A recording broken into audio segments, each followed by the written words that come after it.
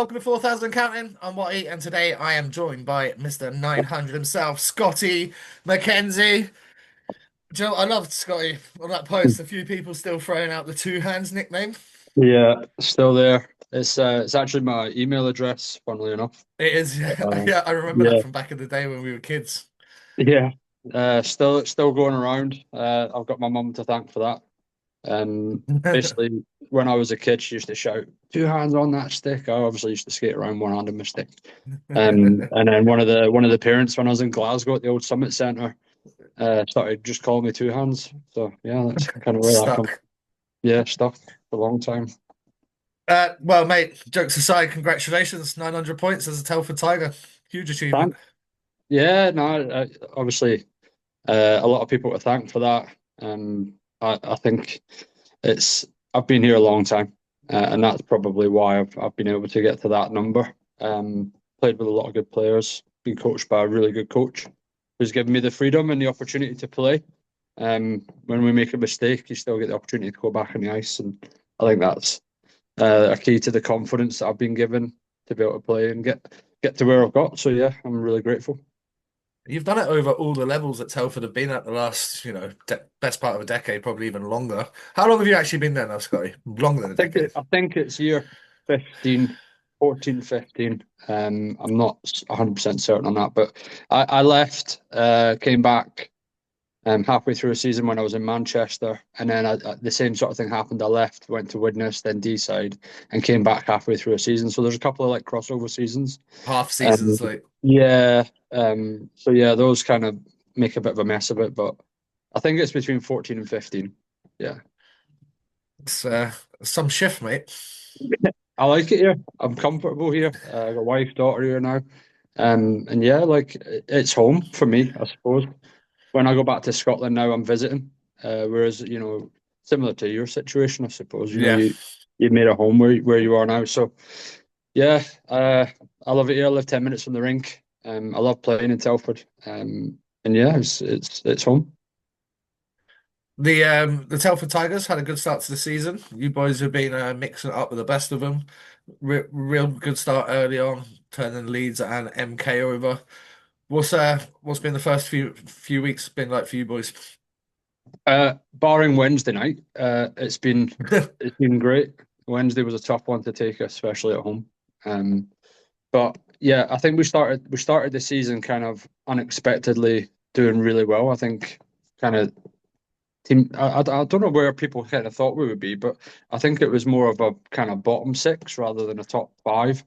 But I think what Tom did really well at the start of the season is he got us all together as a group, and we did like we went up. There's a place near us called the Wrekin, and it's kind of like a mountain, I suppose. He got us all together, and we did like a trail up the hill. So we had like checkpoints that we had to reach, but he put us in small groups, set us off at different times, and we all had to meet at the top.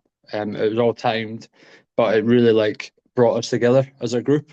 Great idea. We were like camaraderie and whatnot. And guys were like helping each other, and some guys were struggling, so other guys were helping them, and the imports got involved. It was just a really good event that we did. And then after it, we all went for a beer, and kind of shared stories and stuff like that. So like just small things like that, I think go quite a long way. And then we went into pre-season and did pretty well. Played Bristol and Swindon, won 3 out of 4. So we just felt good. We went to Leeds with no real pressure, beat them. Our young kids, kind of Bryn and Tate, kind of overtook the night there. None of our imports actually scored that night as well, which kind of just made us feel even better that we were able to do it without. Yeah, you got that Um, wide depth across the team yeah, this year. yeah, absolutely. Our big guns didn't score, but then they turned up the next night when we played MK and kind of took over that game. So yeah, I think we've kind of settled down now, and it might actually be to our detriment that we started so well. As now we're, teams are coming to our barn and making it tough for us, and when we're on the road, they're ready for us. Whereas perhaps as the underdog, you have a bit more freedom to play. Whereas now, we're having to compete and battle, and it makes it harder. So, um, don't get me wrong. Every game's tough. Every team that you play, you have to work hard. That's a minimum standard. So, It's a really, really good competitive league this year, and I don't think there's going to be a bottom feeder. I think there's going to be a real close gap between kind of the top seven and then the bottom five is going to be quite close as well. So It's it's going to be certainly really a couple. interesting to see how it pans out because Yeah, you obviously touched on Wednesday night there, ended up being an 8-2 defeat. But like at least one result a weekend or a week, you see like Bristol put 9 spot on Hull, and then Hull go out the next night and get 7 against Romford, and like there's definitely goals in the league this year, that's for sure. There's a lot of boys that can put the puck in the net. The um the best thing about the league is anyone can beat anyone on any given night. yeah, definitely. I mean, Romford lost 7-1 to Hull on Saturday, but when you look at the context of the game, it was a 2-1 game going into the third period, and Hull managed to just kind of push and take a 5 goal third period. Um, But then on a Sunday, Romford going to Peterborough, one of the hardest rinks to go to in the country, and beat them 5-3. And then they beat Peterborough again during the week. So, like there's no easy games. And I know it's like a bit of a cliche, but every game you can win or you could lose by 5. Like you've just got Yeah. to be on your game. And I think it's a credit to all the teams for, you know, putting these teams together. And I think what every team struggle with this year is defensemen. I think teams have gone import goalie, they've gone import defenseman, and like MK gone with 2 import D. But like there's just a lack of high quality British defensemen. Yeah. And we're very fortunate that we've got RMK Rhodes Mitchell King, one of the best young British defensemen in the league. Oh, just lost your audio there for a sec, Scotty. I've lost your audio. And so yeah, I think there's certainly across the league there's a lack of young British D men that are you know Sorry, coming through. Scotty, your audio dropped off about 20 seconds ago there.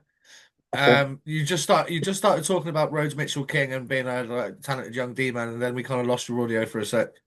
Yeah, so Rhodes is obviously one of the best young D men in the country, but I think the overall depth of British defensemen in the league is lacking. And I think you lose it if, like, for us, if we were to lose a guy like that or were to lose a Danny Rose, would have a massive impact on our team. And I think other teams across the league are finding the same issues. Um, Forwards wise, I think most teams they've got steady top six. But I think the one thing we are lacking in is certainly in this country is good quality British defensemen. It was So the yeah, same when I played, Scotty. If you start looking down at some of your fifth, sixth, seventh D men over the years, if there was an abundance more talent, those boys would have probably been playing ENL one.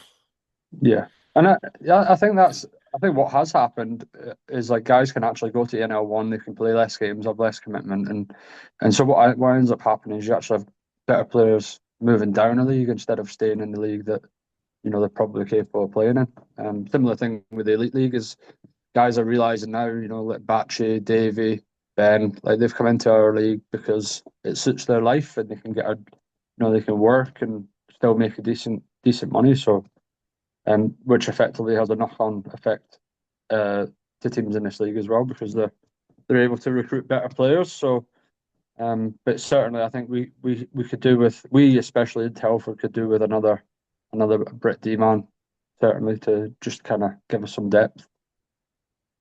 Yeah, I think any coach in that league right now, if you offer them a talented British defenseman, they're going to snap your arm off. No, easily, yeah, definitely. And it's not to criticize any of like the No, guys that we have, or it's just that poise, that experience, that kind of like a Jonathan Weaver, for example. I know he's not a young guy, but you lose a yeah. guy like that off the back end, it's tough to kind of replace him. So, Think of like yeah, some stages of the EPL, someone like Ken Phillips and Jez London might be your fifth or sixth D man. yeah, Sam Zajac, like guys like that who Like don't that make might be them your fifth anymore, or dude. your sixth D man on your roster. Yeah, Like it, it's a mad difference. It really is because yeah, like if those boys were playing now, they could easily, and they were at parts of their prime in the EPL and Elite League, and they were top pairing D men, top two pairing D men. yeah, Well, as it goes on and they get a little bit older, that was like your kind of depth guys. You touched on Jonathan Weaver. Imagine having someone of his ability as your like fifth or sixth D man right now. That'd Yeah, be I know. fucking lights out. He actually came and skated with us last Friday. Just he brought his son over and it was like a light skate and Still good, eh? honestly, just play the power play, John. Do you know you don't have to play all. Yeah, just Just yeah, jump on the power play. Play 10 minutes a night, no problem. just kind of get fucking 50 points a year standing at the Yeah, back, QB literally, in the QB in the power play. literally. Especially with those two import boys you got. Them boys fucking can rack some points up, eh? Yeah, this year our imports are solid. And it's the one thing we've probably struggled with the last few years, and probably the reason why they've started so well. Eric Henderson, we call him the water bug. He's just constantly hunting down pucks, doesn't give it up. He's makes plays, scores goals. He kind of does a bit of everything. Tomo, David Thompson is just a natural sniper, goal scorer. Um, 12 and 12 so far for yeah, Thompson. he can score.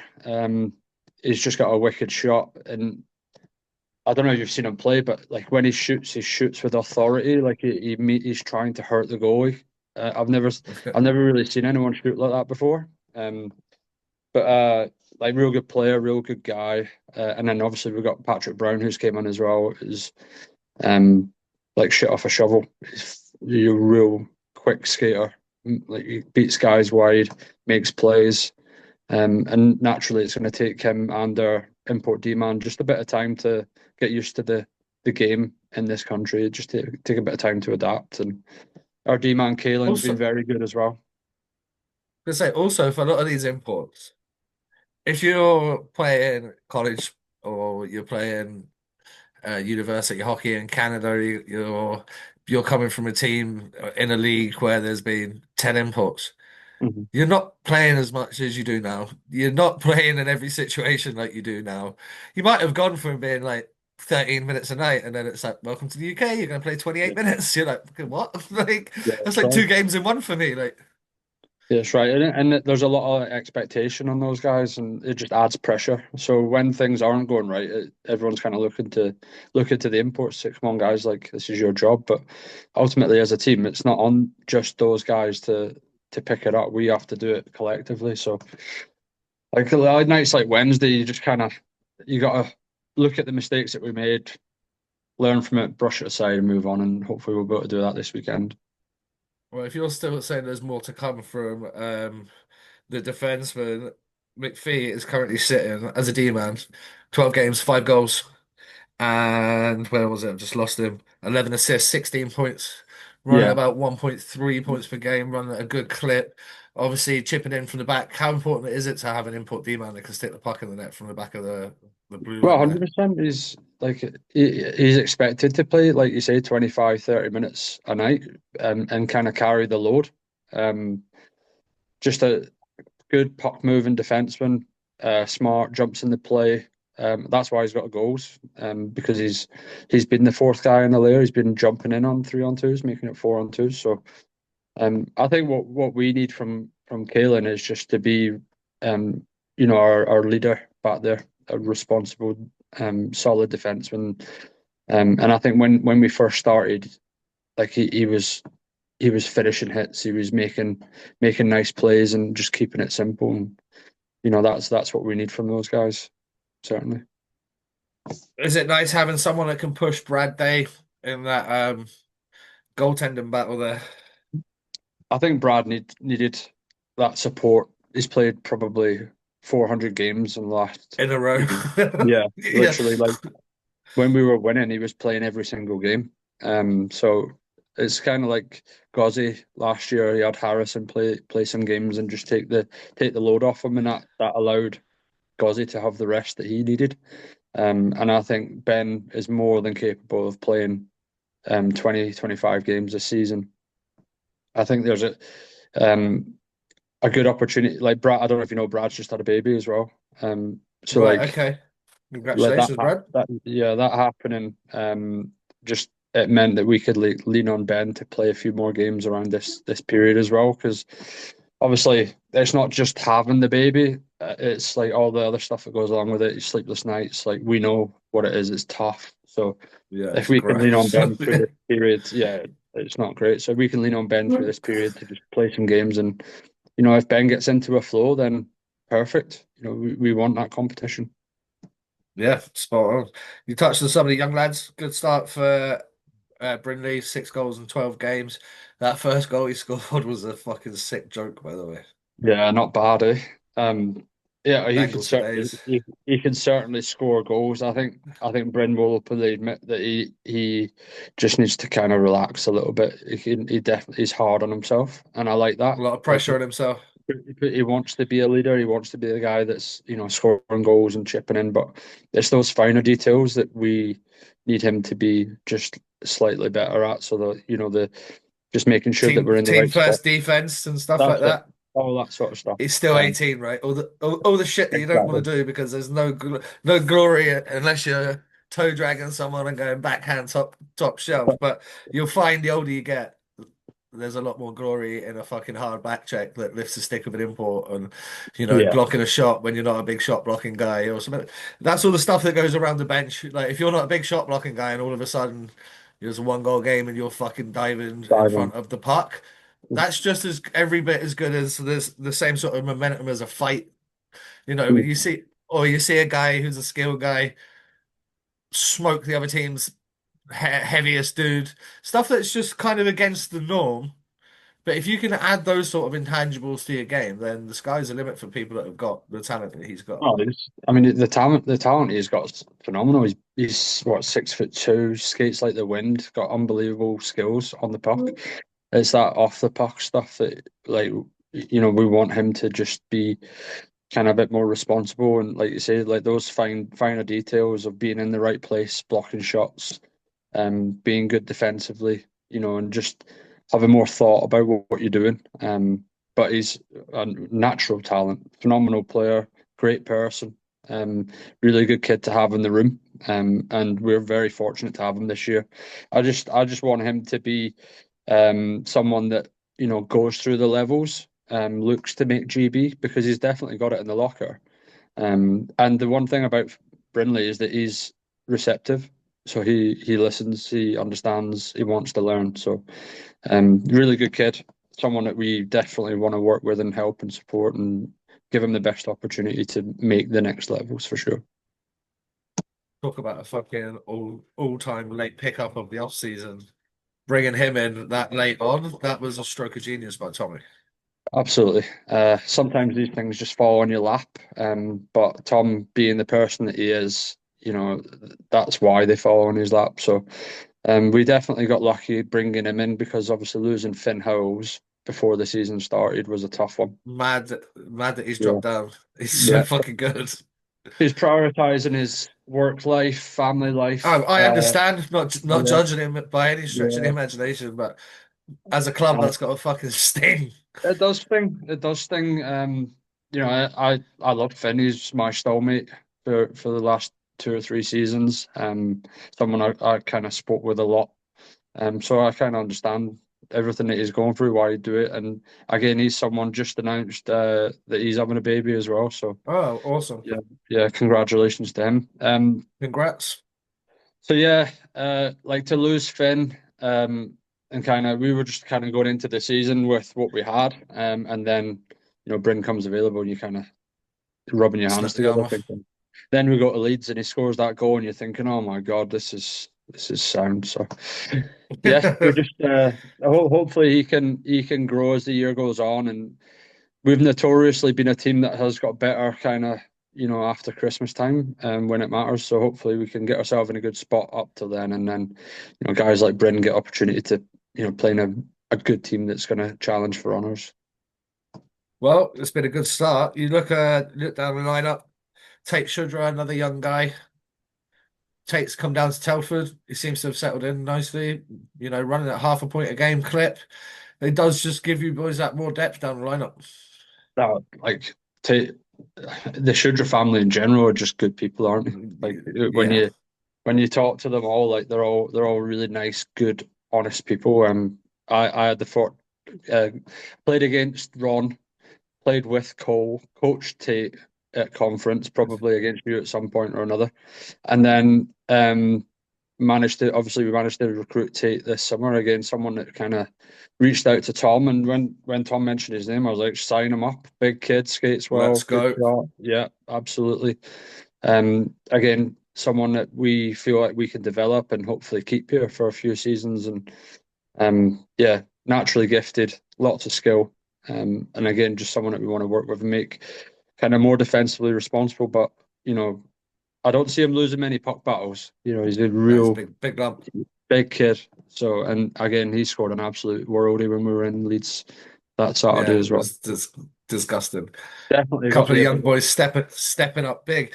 Talking about stepping up, we've had all these cheap shots going on, but in the last couple of games here, two of your boys stepped up and done it the proper way. First of all, Deacon Field taking on Hamill, good scrap there, and then young Kyle Ferguson getting his first one against a tough Hodgkinson. Good to see the boys chucking knucks properly and not cheap shotting each other. Yeah, absolutely. I think this league's quite good for that, to be honest, mate. I think that there's quite a lot of respect between players, between teams, coaches, and so on. And there isn't a lot of that cheap stuff going around, and most guys are willing to just drop the gloves. That sort of stuff happening in the lower levels is disgusting, in my opinion. And I don't understand how anyone can do that to someone, and I don't understand it. I can't get my head around it. Some of those videos that are coming out are just crazy. Um, but for our league and for our team especially, Deacon always willing to scrap. Um, Tough boy. yeah, really tough, really strong, and willing to go to bat for his team. You know, and credit to him for that. And then Kyle hasn't had many fights, but someone who's come into our team this year knows his role, knows his position within the lineup, and wants to be there for his teammates. So again, anyone that's willing to stand in there and do that, hats off to him. Yeah, it goes a long way in the room, that's for sure. Absolutely Yeah, I'm with you on like the stick swinging and that, mate. It's crazy. mental. It's like nothing we've seen before, and That it one in doesn't Solway. make any sense to my. Sorry, mate. Go on. No, I just said that one in Solway. I just don't really get what he's thinking there. Like the slash is bad enough, but then to come over the back of someone's head like that, he could have murdered him. He literally could have killed him. Like the way that his head hit the ice and things like that, it's just unfathomable. I can't get my head around why someone would do that to another hockey player. There's no respect there. And I've played in those leagues. I played in NHL too for a season. I was spat on. I had water bottles like squirted into my gloves. I was slashed. I was punched. All that sort of stuff. Um, but that is just like I don't know. I don't. It's just unacceptable. It's just not good enough. And you know, really, you shouldn't. I don't think if you're willing to do that, I don't think you should be able to play again. That's my honest opinion on it. Mate, many people agree with you. We know that he's not going to play any further part in this season. There is a bit more to the ban than that. It's just not been announced, and I'm not going to overstep them up by Oh, that's fair. shouting what it is. But obviously, the boys in the group chat know what's going on, Mm. and it's yeah, it's despicable. And then we're talking off air. We had his mum come out and write a post, and now we've had Ralph Sirens's mum come out and make comments on fucking Peterborough's fan forum. And for those that missed it, I'm gonna read through. That's just gone today. Just try and find it. Where is it? Um, so someone on the forum says, I like Ralph's, but 1+3 from 12 games suggests a player either off his form or on the wrong line, or both. Ralph's mum jumps on fucking Facebook on the wrong line, and this is not Phantom's game. The training sessions are monotonous. They don't prepare for games, don't work on mistakes, don't discuss any tactics during the game. If it will continue like this, the boys are going to leave. Um, Mums, I can't stress this enough. Dads as well. Stay the fuck in your lane. Stop commenting on Facebook. I'd be surprised if he doesn't get his fucking marching orders, mate. Yeah, it's a tough one. When I got with my wife Clarice when we first met, I just said first thing is just stay off social media. We don't have an opinion, and it's the same for my mom, my dad, and so on. And just like if you've got a question and you're not sure, just come directly to me. Don't be going online because it's just not worth it. So yeah, I think it's a tough look that is. I don't know what's gonna happen there, but yeah, for me personally, Ash, in my opinion, to keep any sort of fucking respect in the room of any of the boys, he's got to go. well, yeah, I wouldn't be happy to go next to training or next to the game if he sat next to this wee prick in the locker room while his mum's running her mouth about all sorts of stuff that have obviously mm, came from him. yeah. I mean, potentially, it's a tough look, isn't it? And I guess that's for Ash to deal with and make his decision on. But yeah, I'm glad I'm not in that position. Put it that way. Yeah, well, at this rate, Ralphs will be running out of fucking clubs to play for. But yeah, mum's jokes aside, stay off the fucking internet. It's not cool. I jokingly said to Erin Rose in the comment section because she put, oh dear. I was like, might be time to set up a hockey mum training camp. You're all going to do a course for a week, and rule number one is don't fucking come on the internet. Oh, actually, rule number one is don't approach the bench. Like, Yeah. never approach my. I'm a senior professional hockey player. Never approach the coach. Never approach the GM, and never put your comments like that on Facebook where you call the coach out. Obviously, the comments have been deleted, but Have they been deleted now? Have they? yeah, not before they landed in our lap. They weren't. Yeah. Um, So when we like agree to play for like in Telford especially, we all agree to sign like a social media policy. And that doesn't just go for me, that goes for like my this family, is our loved yeah. ones, and I think it's just normal. Like you don't bring the club into disrepute. Ultimately, that's what it's got to be, and it is about making sure that when you're wearing that logo, you're representing the team, and the club, the local community. So you can't really be going on social media and posting stuff like that. It's just not. It doesn't matter who Well, it the is, whether fact that we're talking about it now, Scotty, it's just daft. like Yeah, that's what I'm talking about. Like we shouldn't be sitting here and talking about it because we should know nothing about it. It yeah, should have yeah. been Should be in-house. private.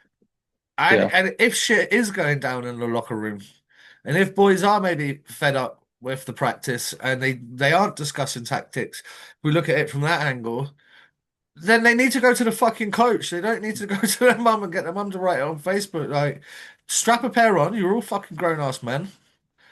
Tatey's a grown ass man. He's been around this game forever in pretty much every capacity. Go fucking speak to him. Mm. Yeah. Yeah. Well, I'd like to hope that that's what we would do in that situation, but yeah, it's for them to sort out. I'm sure they've got good leadership and good veterans in Peterborough, and they'll no doubt deal with it the way that they think's right. Yeah, no one wants that in their team. So you've played quite a few of the teams so far. You're 12 games in. Excuse me. Who've been the best teams that you've played so far? Uh, Swindon, Swindon are tough to break down. Big, strong, competing really hard. Good players. Rennie's been on form, which obviously has got him a call up for GB. Congratulations, another good Scottish lad getting an opportunity. Good to see. And then Sheffield on Wednesday were I mean we weren't great, but I think you've got to give them credit as well. They played fast, direct, and played really well and made it tough for us. So I think Their those new two imports teams, look good. yeah, yeah, really good. Good in the face-off circle. I think that Larinma is Finnish kid. flying under the radar. He's good from what I've seen on Wednesday. Uh, Max sent me a couple of videos. I don't know after the first or the second weekend, like some instat videos of this guy, and I was like, because he'd yeah, been telling me in the summer, he was like, wait till you fucking see this Finnish kid, and then he sent me the instat videos. I was like, yep, he yeah, looks and seriously then good. you've obviously got Sommer flying around, Jono, just like proper pro. And then the back end is solid as well. So yeah, they were good. I think I've been impressed I've been impressed with everybody. Solway last week we were 4-1 up, and they came back. They battled really hard. Hull were good on Sunday. They kind of dominated us the first period. But our home form, our home form's been really good. That was the first loss we suffered on Wednesday night at home. So yeah, I think we know that every game is going to be tough, but we can also win every game. So I don't think we fear anybody as such. But if you don't turn up, be a tough night. Like Wednesday night, it was almost corporal punishment. You just wanted it to be over. Um, but yeah, we're definitely competing, and that's the main thing. But if we need to get our stuff together in order to be staying in the position that we're in, because you can soon get, teams can close the gap on you pretty quick here. Well, we saw what happened. Leeds, they lose two to start. Everyone's like they're done, they're fucking finished. It's not going to be Um, their year, and then they've won 9 out of the last 10. So yeah, and call yeah, it and what obviously you want.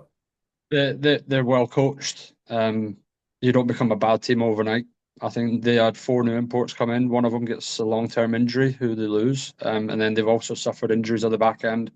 That they've had young kids come in and play lots of minutes. So fair play to them for getting the results they've got. And yeah, like I say, we've got them back to back this weekend. It's going to be tough, but um, you know, we have to just make sure that we're ready to go. And like, unfortunately for everyone else in the league, Kieran Brown seems to have hit a hot streak and is playing really well. So if he's playing well, generally, Leeds win. And it's the same for Gozzi.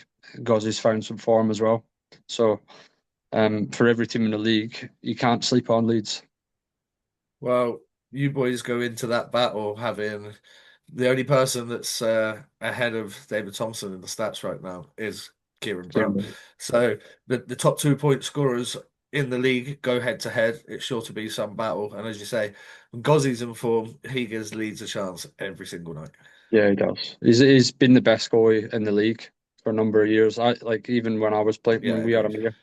He's always been someone that's competed um and been the best player of the team. So like he was my vote last year for as captains. We get a chance to vote. He was my player of the season last year. Um, Not just because he's my pal, but because he was the best player. And he won leads the league title in my opinion. So um, yeah, I don't expect anything different this weekend. I'm sure he'll be stonewalling me at every opportunity that he gets. And yeah, Tomo uh, loves a big occasion. So hopefully this weekend we can kind of take advantage of that and get 4 points. So you briefly touched on there the fact that Rene has made the GB squad. So congratulations to Rene. But he's not the only National League player. We got Kel Beattie's in there as well. Sean Norris. I believe there is 7. I'm just trying to find the team list now because I can't remember off the top of my head. You got But there's the lad from got Sheffield. You got Liam Steele. Yeah. Kyle Watson. Oh, that's loud. Here we go. So you got Lucas Bryan and Rennie Maher in net. Kel Beattie, Nathaniel Halbert, Archie Hazeldine, Joe Hazeldine, Chris Inglis. Reece Kelly and Liam Steele in defence. And then you have Mason Alderson, Ollie Bettridge, Kieran Brown, Bailey Harewood, Jack Hopkins, Patrick Larkin, Sam Lyne, Jonathan McBain, Logan Nielsen, Sean Norris, Cole Shudra, Josh Waller, and Kyle Watson. So Kyle Watson being one of the other National League players. How nice is it to see some of that? I know it's a lesser tournament. It's a European Cup of Nations kind of tournament here, but how nice is it that we're seeing some of the National League boys get shot? Yeah, it's unreal. It's overdue, I would say. We've had some real good players in the league, and like perhaps good players that have missed out on the opportunity. Yeah. Um, like, I don't know if Aaron ever got an opportunity with GB. Aaron, no. But No, I someone don't that think so. maybe he might agree his skating might hold him back a little bit, but he's like someone who could find the net. Big body, strong. So yeah, there's over the years there's certainly players that perhaps missed out that shouldn't have, but um, like those young guys, Bailey, full of skill, real good player. The big D man from Sheffield, got the size, got the speed. And then that Watson looked good the other night. He looked good on Wednesday night. I think he had 5 points. Kel Beattie. I don't think there's anyone in the league that passes the puck harder than Kel Beattie. Good player, skates well, physical. I think the one guy, Sean Norris, again, good player, been around the GB process before, so he knows the score. Couple of guys that I probably would have liked to have seen there. I said before, Rose Mitchell King, like to have seen maybe get an opportunity. Malik, Malik Matelli, I yeah, think, even Stenton maybe from Stents is Dumfries. so good. He skates so well. Skates So well. same as Kel Beattie. Those boys up there, they do both skate Yeah. fantastically well. But yeah, it's obviously there's limited spots and whatever else, so I Oh, of understand all course. that. And Pete, bloody hell, who are we to question Peter Russell? He knows exactly what he's doing. So, great that he's giving these guys an opportunity, and I'm sure they won't let them down. They'll be buzzing to get there. They'll be excited. They're going to work hard. Is Sam Yeah. Talbot not in it either? Oh, I've just closed it down. I don't think his name was on that He list. wasn't. Uh, Guildford have probably asked not to let him go, seeing as they've got Have about they not fucking played him? 7 players Yeah, left. They just signed Nick Seitz yeah, from Steelers. I saw that today. that's a They good had sign. to. They've got fucking no guys left, man. And I don't. Some of you fans are like, why don't they just sign more players? I'm sure if they could, they would. There is there is a limit on how many imports, how many ITCs you're allowed. Mhm.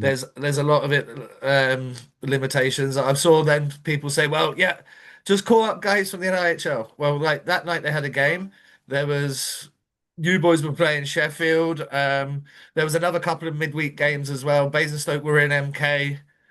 So straight away you're eliminating four or five, Yeah, that's right. 5 or 6 teams that you can't pick. The Elite League is a good fucking league. You can't just just bring a guy up. They have to be ready. Like you Yeah, got Sheffield Steelers in town.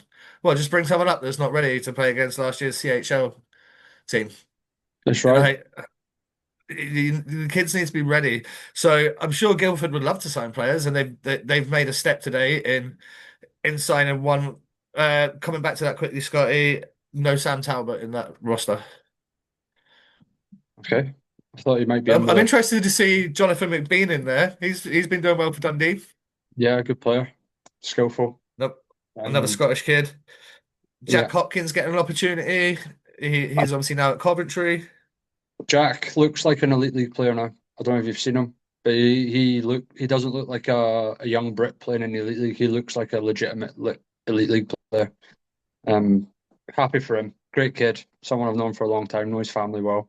Um, Glad he's getting a chance, and he is someone that will stay there, no question. Someone did make an interesting point, and I'm trying to find it here. Where is it?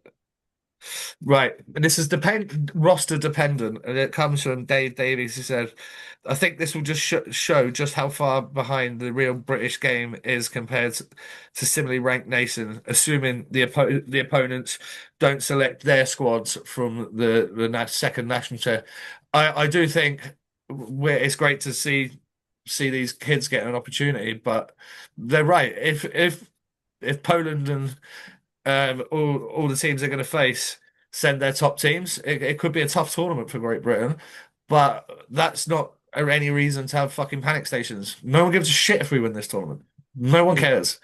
Like, what this might do is give Pete a headache come May because 2 or 3 guys turn up fucking unreal. And that's Yeah. what we're looking for.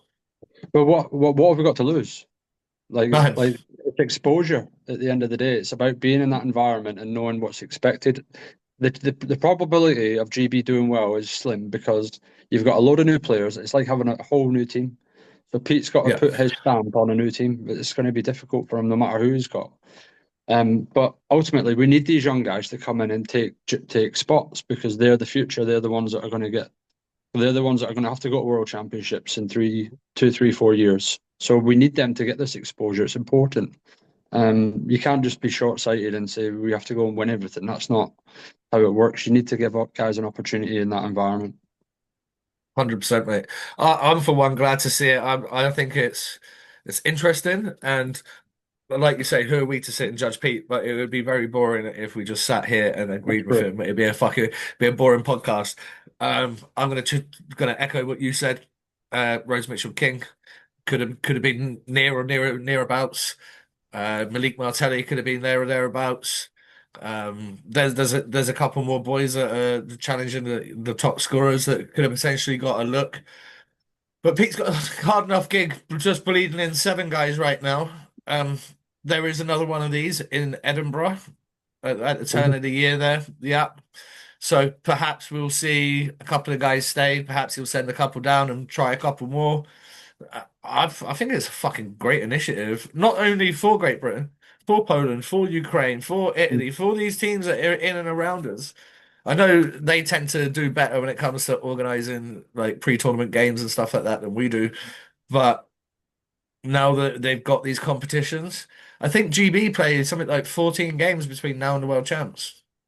It's brilliant. It's exactly what they need. And it basically will give the opportunity for Kieran Brown to get a spot on the team. How good is that for Hmm. him to leave? Like it's a no-brainer. It's an absolute no-brainer. The right thing that they're doing, and it seems like they're investing in the GB program, which is what's needed. So brilliant. Can't fault it at all. What we need to see though is the same investment in the women's GB program, the under 20s program, and the under 18s program. The under 18s and the under 20s are about to go away January here, and they don't even know the fucking team yet. They haven't even had a training session yet. Like that's criminal. Like the coaching only just been announced like a week ago. In the third or fourth week in October, we're getting the coaching announcement. 6 weeks isn't enough to run trials, get some training, get a training camp, get some games. It is if you've already got the team picked. You could go into the last 6 weeks, maybe chuck in a training camp, chuck in a couple of games against the National League team on a Friday night or whoever it is. If you can't get across and play some countries, there's things you can do to start preparing. Um, but yeah, they need to buck their ideas up with the juniors. Otherwise, the gap is just going to continue to remain. Yeah. You can't have the top team in Pool A fucking against Canada and America, and then you've got the under 20s playing against like Mexico and Australia. It's so insanely different. Yeah. So, do you know where they're going? Who they're against? What the under 20s? Yeah, 20s. Yeah. Do you know what? I was looking at it the other day. Let me have a look. Double IHF under 20. It's It's also tough on again, the coaching staff.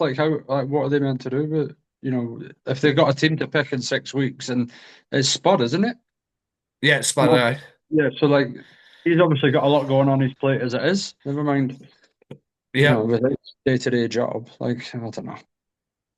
It's a tough gig no matter which way you look at it. Just try to find the tournaments here because tournament list.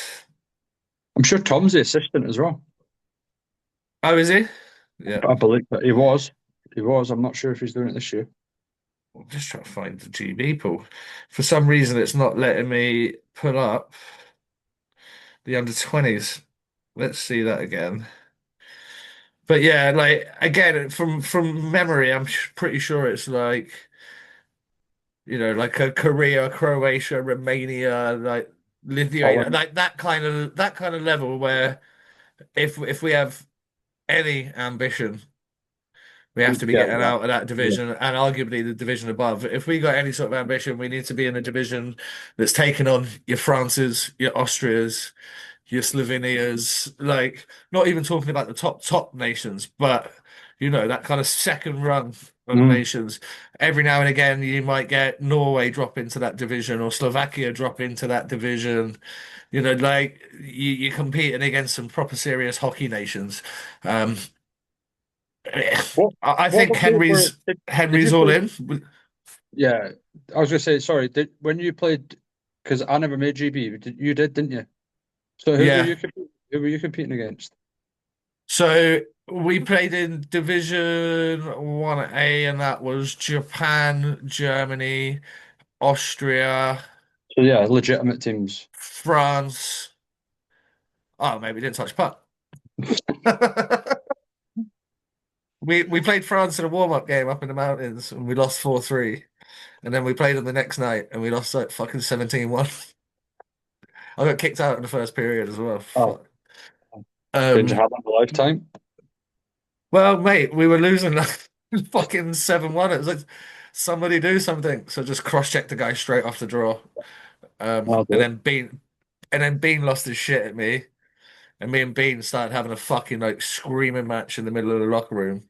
And then Junker came in and Junker had my back. He was like, "You said fucking do something." He did something. Like, um, yeah, I did not like Bean at all. Me and him did not get on. Yeah, mate, that was the year like he picked a bunch of Scottish kids.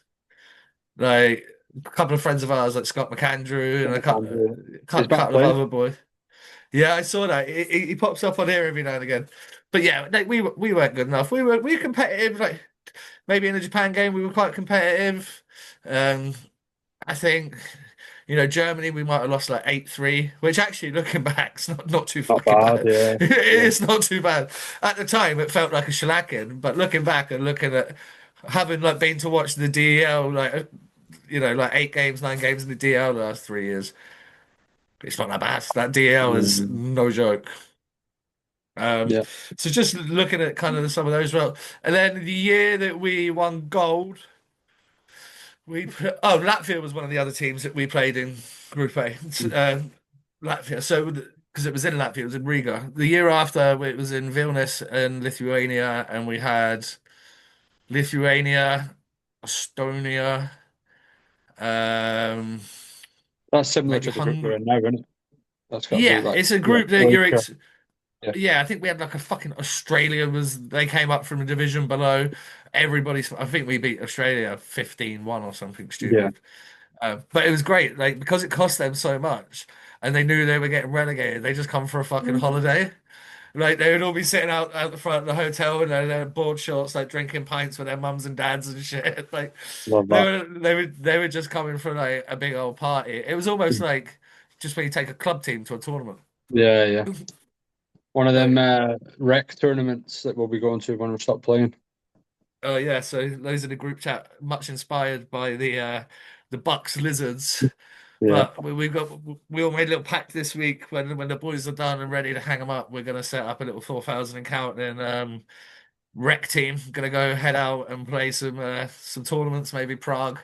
I think it would be cool eventually if this podcast does well enough and I can help fund it a little bit to go play in that outdoor one they do in is it Oh, Montreal, Quebec or something? unbelievable.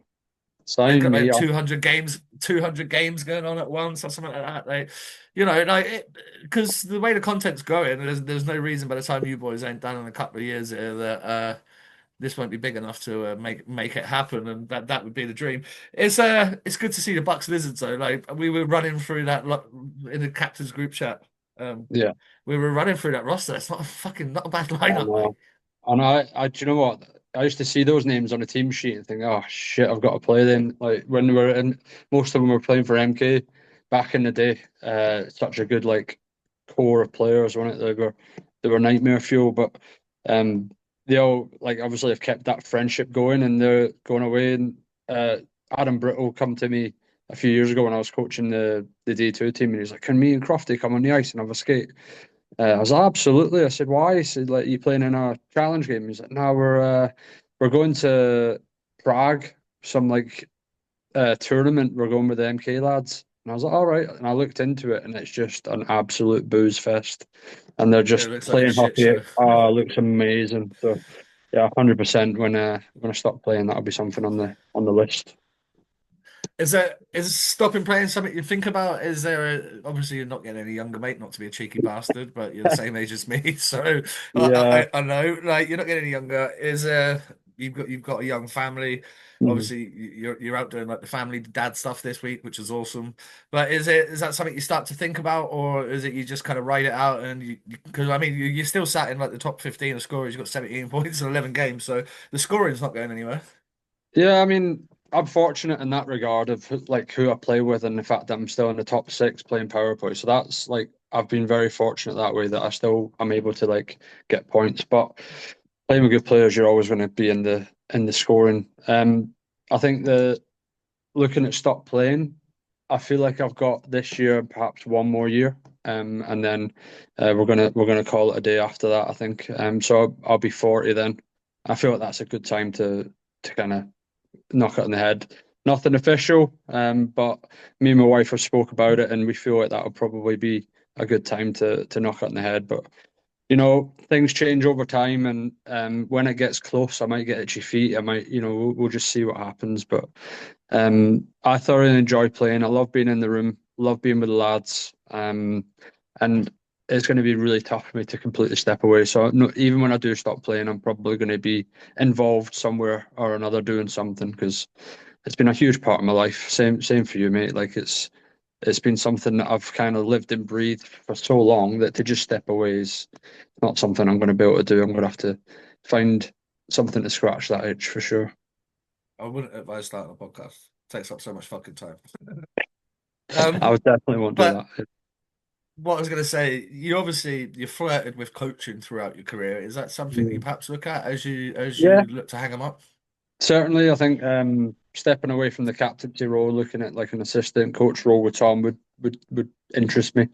But again, we just have to look at that when it comes. But it has to be right for me, the club, my wife. The amount of time that is committed, and so on. So yeah, I think so. I think it's something I could look into, but we'll just see what happens. Things change. Like I said, time changes everything. But I would be open to something like that for sure.